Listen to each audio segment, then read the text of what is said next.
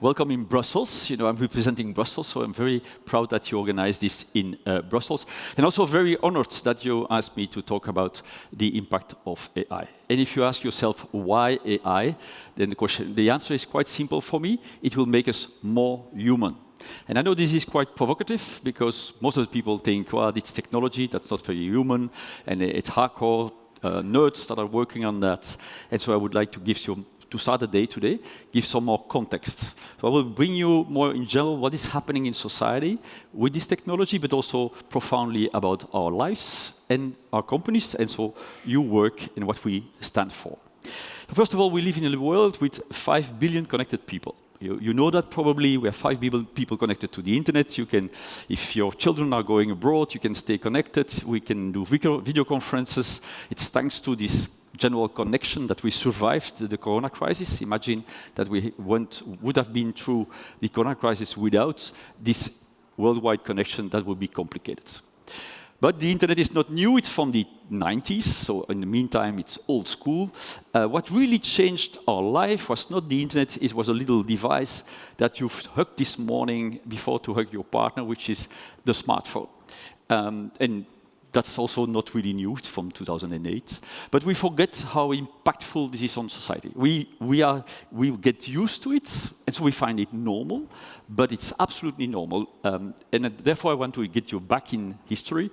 I had finished university in 1989, and look at everything that I had to carry around in 1989 that now you have in your pockets. It's there. I don't know if you see the screen very well. Stuff, a lot of stuff that I had to carry around, and not everybody was, well, entitled to have something like that. It was very expensive.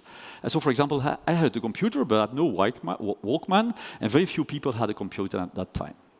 And now we have 90% of the Belgians, for example, 90% all over Europe, 90% of the people have this little device that is carrying all those things. If you wanted to make it very practical, an American university calculated the value of everything that you have in your pocket now, today, in a value of 1989. And I have a very good news for you. Thanks to WHAI conference, you are multimillionaires. You know now that you have 30 million euro in your pocket. 30 million euro is the value of everything that you have today that I had, that didn't have in the time when I finished university. If you look about an encyclopedia, for example, it's 1,600 euro in that time. Now it's for free, Wikipedia. All the maps of the world, it was 10,000 euro to purchase at that time. And you make the list, and you end up having 30 million euro. And now you can have it on an affordable price. There are more expensive devices. But that's a huge democratic effect. When I finished university, access to an encyclopedia was very limited. And you had to take a bus to go to the library to be able to find an encyclopedia. And the result was that only high-level, high-skilled people or interested intellectuals were using an encyclopedia. Today, everyone has an encyclopedia from far better quality, far more up-to-date in his or her pocket. And guess what? Everybody is using it. So also, people that are not that interested in literacy or something like that will ask encyclopedial questions to Wikipedia on a daily basis. And I know very well from the Google searches that as general people are asking those kind of questions. So huge democratic effect of the mobile computing. But old school already from 2008, so we get used to that. You are here for the new kid on the block, which is AI. AI is perceived as being something dangerous. It's Minority Report, it's Terminator, it will kill society, it will replace jobs, and computers will rule around the world. That's not the case. AI is just an IT system. It's just computing, a new way of computing, but it's just your computer. And secondly, it will make change completely our lives, but in a positive way. We can do useful things for that. And by the way, you're all using AI on a daily basis today. When if you have a smartphone, it's impossible to use a smartphone that is not using AI. AI is already embedded in all those applications and devices since a long time. let's say, beginning of the 2000s. Since 2006, for sure, there is AI available on all computers. And so it's there. It's technology that's appeared in our life. And now we think that it's appeared on November 22, when ChatGPT started. And ChatGPT, everybody was, there is AI, we will start it. But everybody was already using AI before of that. So let's think about what AI will do for you. It will do three things. It will make life easier. It will make huge productivity gains in society and in companies. That's probably one that we have to dig in a bit more. And it will solve really complicated problems. Problems that we thought that we couldn't solve for society, that we can start working on it. And let's start with the most complicated one, the last one. And once again, I will take a lot of examples of Google because I know the digitalization most from that view. But Google decided to say, well, AI, everybody's using AI, but the perception is that it's not there. So let's start working on a big, huge societal issue that we will solve with AI and prove that it's useful for society. And so they started to work on a big issue, which is what is the difference between a Chihuahua and a muffin? You understand that that's very important and that you pay the best engineers in the world to do so. And by the way, it's not a joke. They really did it because it's very complicated. And it's very important that you see the image now. For a human, it's a stupid trick. Yeah? In a few seconds, you find my trick and you find the dogs. For computers, it was absolutely impossible to solve. Now you can ask yourself, well, okay, cool. Google solved this, completely useless. Well, it's not completely useless because you make a lot of pictures with your smartphone. By the way, you make 3,600 pictures a year. And so if you want to find the picture of your dog in your Google, in your photos, you need that kind of technology. But that's not the societal effect that I promised you. So let's take on a more serious problem, which is breast cancer.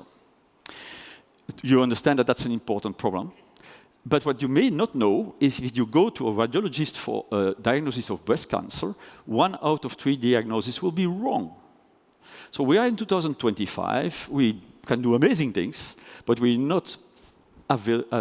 it's not possible to have a better diagnosis than 2 out of 3 right diagnoses on breast cancer. Now, if you take 100,000 mammographies with the right diagnosis and you put it into exactly the same system, you can reduce the error rate from 34% to 2%. And that's a revolution. That's something that we didn't thought it would be possible. Radiologists are saying, whoa, this is really amazing. This is a game changer. So definitely for healthcare, AI will be able to make progresses that are huge. And that's how we have to think about AI. We don't have to think about, oh, there is AI, so we will have a little chat box somewhere in the company, or I will use ChatGPT to do some homework. We have to think about technology that enabled us to transform completely things.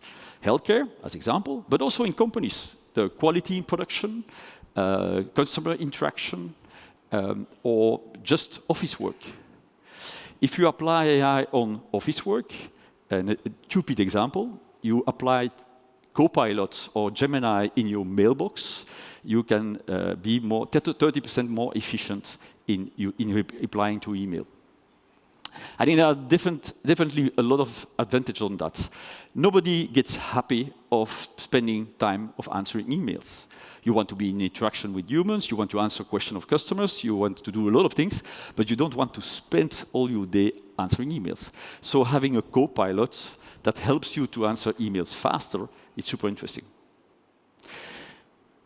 We are looking definitely in Brussels for multilingual people. So in Brussels, to have a lot of jobs, you need to know French, Dutch, and English.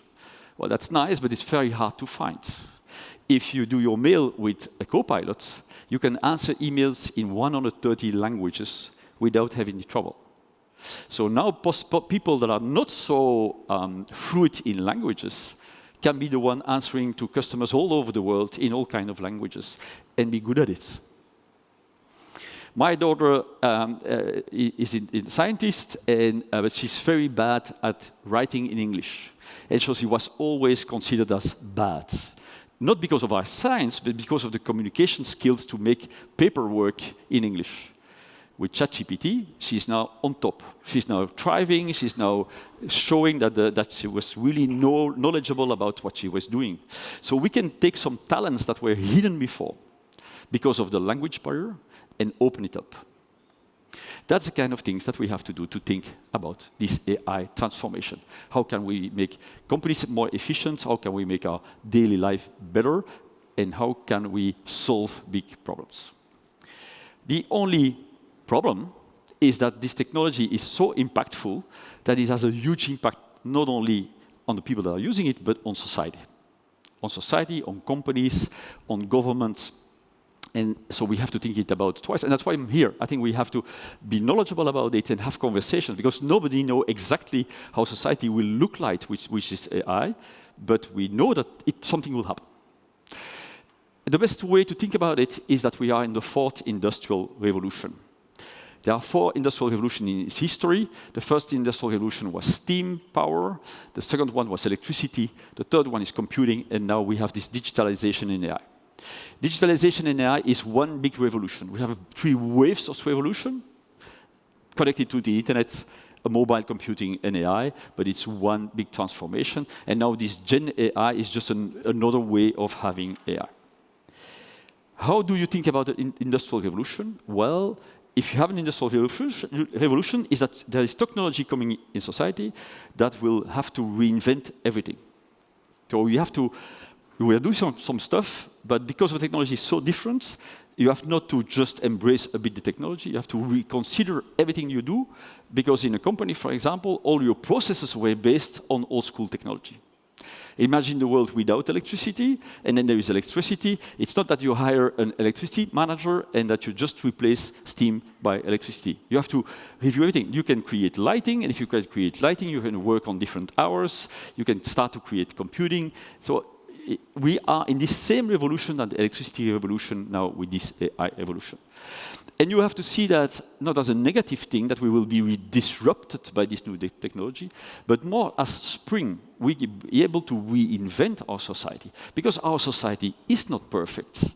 There is nobody who will become happy to be 8 hours a day in the office answering emails, or doing repetitive work in a factory, or going into dangerous situations somewhere in a factory of Fukushima, for example. We don't want to have humans solving the Fukushima issue. We want to have robots inside that do the work, but those robots will only be able to solve the problem with AI-driven robotics. And so we are in the spring. We are in the spring to the discussion, but we are also in a rock and roll time, because if there is a big change of society, it can go wrong as well. So let's be serious. The discussion about regulation yesterday, yes, we need regulation about AI. Because AI is also a bit as powerful as nuclear power. So thanks to nuclear power, we are, for example, able to make a mammography. So without the nuclear technology, it's very hard to live in a modern society as today. But nuclear technology has given the possibility of a nuclear war.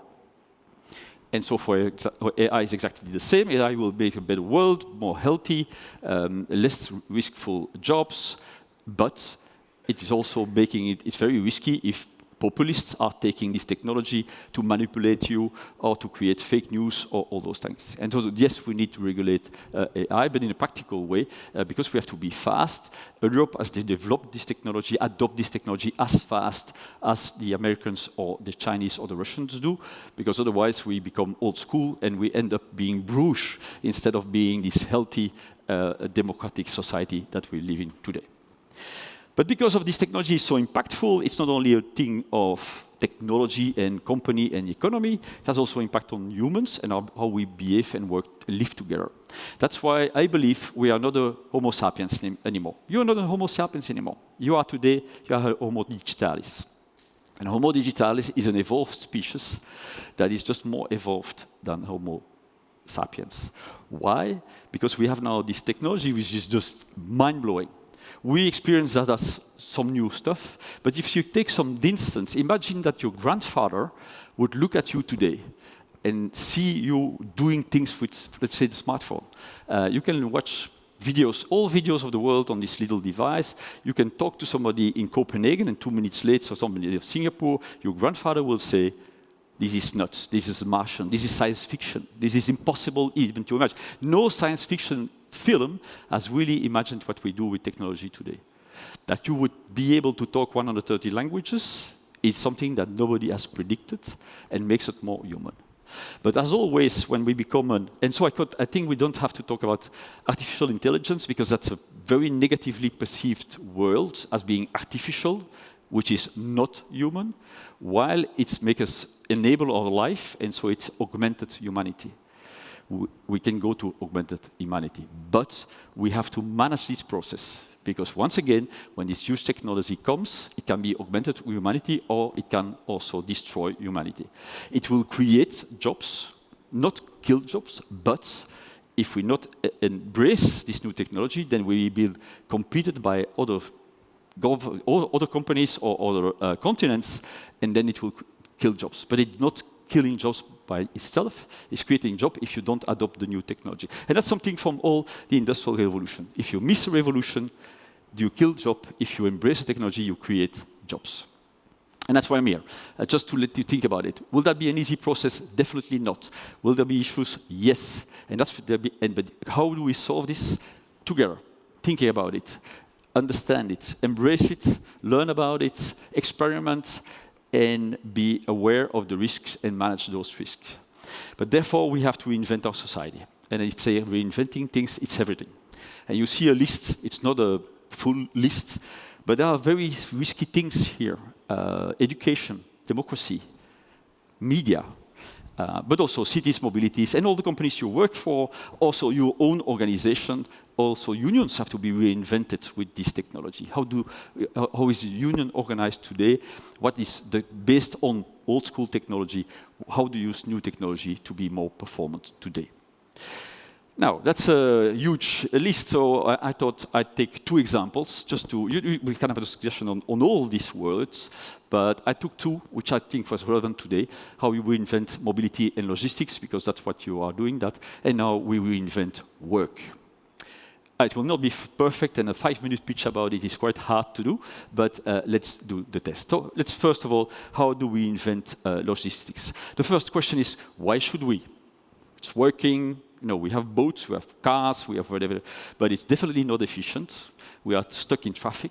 It's definitely not sustainable because we are polluting the planet as much as we can. It's also dangerous because we're killing 1.2 million people on roads every year. So there are good reasons to say we want to invent logistics. There's an additional thing is that the world's chain is a bit in disorder with the geopolitics that we know, so we have to reinvent our logistics also with a geopolitical angle into it. Now, how do you start with something like that? It's good. It's easy to say in a keynote, but how do you start? And I have an example on a model how you can think about reinventing with this new technology. 4 steps. The first is, do we have to move? Maybe we don't have to take a car. Maybe we don't have to transport the products. So the number one question is about mobility on planes and cars is, do we have to go? Can we do it by video conferencing? Video conferencing has reduced the business flights enormously, and some airports are suffering of that. It's also good to connect on the right moments, but we don't have to see each other for everything. For a meeting of 2 hours in Frankfurt, we never will take a plane anymore, or you shouldn't take a plane anymore. So first of all, avoid. But also on production, you can say, well, instead of transporting all those goods all over the world, how can we produce more locally?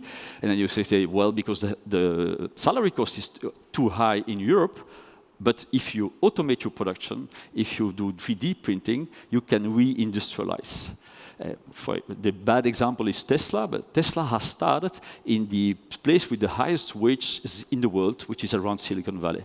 So Tesla is not a story of cheap labor, it's an automation miracle. They reinvented the production, make it quite easy, and so it's produced in US, and we can do that as well in Europe or in countries where the cost is higher. And then we don't have to transport it anymore. So that's the number one. We think about everything to say, do we have to transport it? Do we have to move? Secondly, if we have to move, how do we optimize that? How would you use AI to optimize logistical chains, how to take AI to optimize our own driving. Well, some examples on ways, but it's far more important on big logistics to think about digital twins, to digitize a full logistical chain, and then to see how we can apply or we can use AI to optimize our own logistics. And then if we think that we have optimized it at best, the next question is, can we automate it? Self-controlled way sources, but also self-driving. And self-driving car will not be there soon. That's absolute fact. But in some more controlled area, like an airport, for example, you can make shuttles self-driving. That will cost some jobs, that's for sure. But the problem today is, definitely in Belgium, we don't find people to drive with trains and trucks and trams and that kind of thing. So we will have to find that. And if you have a train with a conductor and somebody in the train, you need the two people, but the two people be inside the train and do the hospitality and the safety of the train. Because the big problem of people not using public transport is safety. So I don't believe in a very empty robot bringing people to somewhere else. But I don't believe in a train with a conductor being in a separate room. I believe with people like in a plane where you have stewards in the public transport. So jobs will evolve also in transportation. And the last one, when we have done it, we have avoided and optimized it, the question is, can we do it in a sustainable manner? And then there is a bike as the last mile, there is electricity for reasonable distances, and there is hydrogen for longer distance or boats. And we have to start working on that. And that's a long process. It's not easy, not from one day to another, but it's possible. And I think we are on a journey for that, and we are quite reasonably progressing on that, but we have to accelerate the use of AI in these chains. The second one is, how do we have to reinvent work? The crazy thing is, and I use Charlie Chaplin by purpose, the people are living in the 21st century. When you go to work, you need a time machine, because sometimes you go back to the 20th century. You use SAP systems that are old school, you are using processes that are old school, you order documents that are on paper, you have hierarchies that are not working with bosses that doesn't understand anything. And so it's very bizarre, definitely for young people. They live in the AI revolution as being very natural, and then they go to work and they say, whoa, this is something bizarre, and I have to get back in time to be able to do that. And that will not work. The companies in the, let's say 20, 30 years ago, you were going to companies and you discovered technology. Most of the people discovered their first computer at work. You know, you didn't have that at home, you didn't have any computer, and then you were going to work and you say, wow, this is amazing technology. You haven't seen any robots, you go to work, you see a robot, this is amazing, this is inspiring, so people were motivated to work. And now people experience more advanced technology in their private life than in the company. The problem is that they don't perceive this as technology.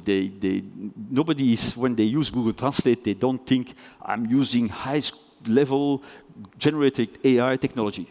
They just think, well, that's a tool to translate. Yeah? But then they go into the company, and they cannot use that tool because it's blocked by IT, and then they're frustrated, but they don't think about technology. So first of all, they have to make it aware of technology. Yes, this is technology, so you have to be careful using it. And secondly, companies have to give at least the same level of access to technology. As I said, we are not humans anymore, we are more Homo sapiens. And so the people at work are also Homo digitalis. And so what we have today is augmented workforce. We have to stop considering people as being kind of industrial little robots with as less brain as possible to work some hours with a time clock. We have to be able to inspire people to have jobs that are respectful in a respectful environment, that are safe, and that is motivating to do. And I think this is what technology does. And thanks to that, we will have more jobs, but there will be other jobs.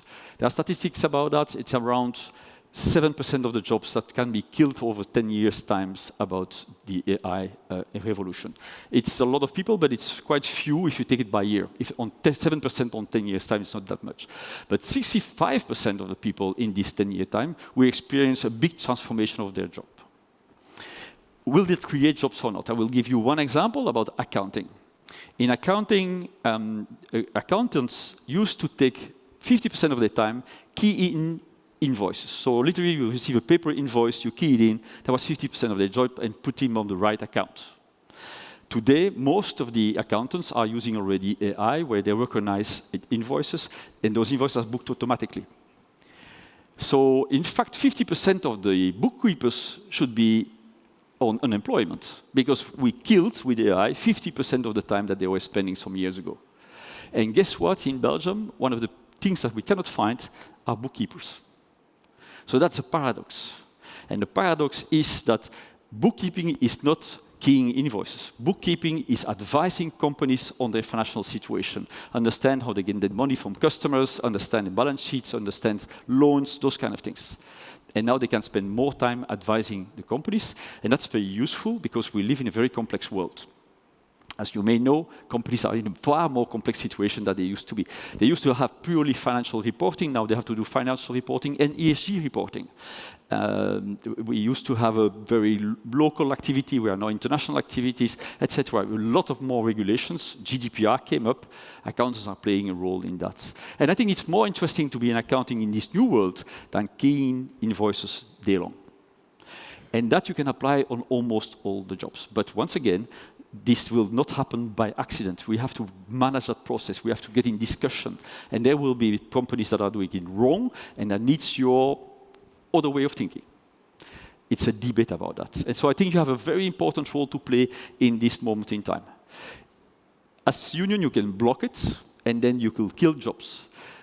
Or you can try to manage it so that it went on the right day. And I think that's the role that you have in society. Now, and that's how I can phrase it to summarize in my half hour talk. You cannot be afraid of new technologies. You have to be afraid of all technologies. All technologies are unsafe, unsustainable, inefficient, and not human. Working in an industrial way, we will look at that in the future to be terrible, as we look at the Middle Age today. Yeah? But it has to be managed and manage the risks. And what are the risks? Number one, cybersecurity. I think you talked about that yesterday as well. Cybersecurity is really an issue, and it's an issue today. Today, in Europe, we are in war on cybersecurity. So Russians are really attacking targets, attacking on a daily basis all over Europe. This is really creating a big issue. People are losing their bank accounts. Companies are hijacked and blocked. The site of Bessie was blocked a month ago by Russian trolls because we were standing for Ukraine. So they blocked our site by massive attack. So we are under attack today. We have not to underestimate that. And definitely, if you want to evolve in this new technology, cybersecurity is the number one thing. As I said, fake news is a big issue as well. That's not only Russian trolls, but also Chinese trolls are attacking democracy by playing on social media against our democracy. It's very bizarre, but so we are on attack of Chinese as well on that element. And then the burnout, because it's not something that you can put on. There is sometimes your work and your private life on the same device. Also on a private life, you're constantly connected. You sleep badly because you receive WhatsApp messages, and so you risk burnout. So this, once again, as always as technology, we have to manage the risk. When electricity came up in our society, a lot of people were killed by electrocution because the people didn't know that you cannot put your hands into electricity. And people are building devices were building unsafe devices. It's just the same today. If you use AI and you not protect yourself, you can go to burnout risk. But in fact, that's for companies, it's even not the biggest risk. The biggest risk for companies is having competition that is implementing AI faster than yourself. So if you know that AI will create a 30%-ish efficiency gain, if your company is not using that potential and your competitor is doing that, you're out of business in a certain moment in time. Yeah. So look at your if you want to convince the CEO of your company to embrace AI, you say, you know, if we don't embrace AI and your competitor is doing, you're out of business. And most of the time, this is really working because we are very competitive in business. And as summary, I think that Europe has to be the champion in AI implementation. We missed the train on developing AI. It's a small, done in Silicon Valley and in China, but that's not the biggest problem. I think we can really embrace the implementation of AI, get the benefits out of it. And everybody's thinking that NVIDIA is doing the big money on AI, but the money that can be saved and the economy that can be developed with being more efficient, more human, more connected with our customers is a lot of more money, business, economy, jobs than only NVIDIA. And that's how we can create 90% GDP growth and 9% job growth in Europe if we embrace AI and we do it right. And I wish you a good journey in that story. Thank you.